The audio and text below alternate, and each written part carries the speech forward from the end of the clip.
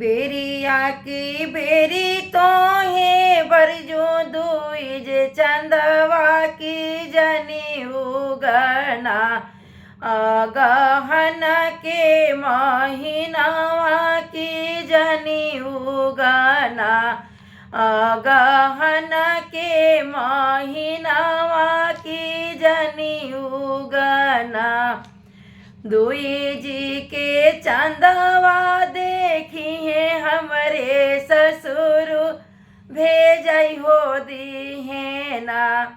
ससुर गवना के दिनावा भेजई हो दी है ना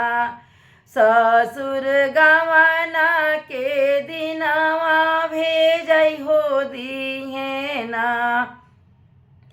दुई जी के चंदवा देखी है मोरे बाबा की धई हो दी है ना बाबा गवना के दिनावा की धई हो दी है ना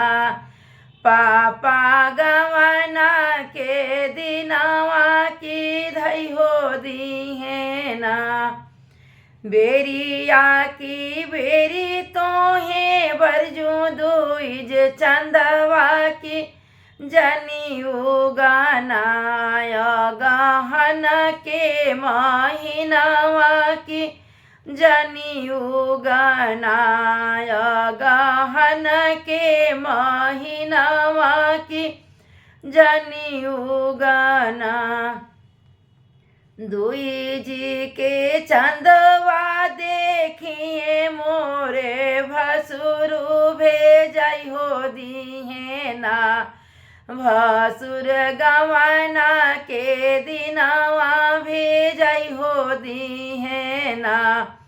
भसुर गवना के दिनावा भेजई हो दी है ना दुई जी के चंदवा देखिए मोरे चाचा की धई हो दी है ना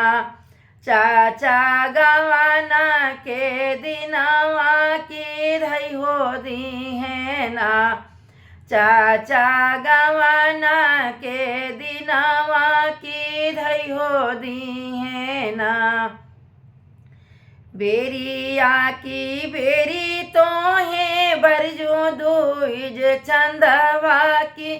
जनी उगाना गहन के महीनावा की जनी उगाना गहन के महीनावा की जनी उगाना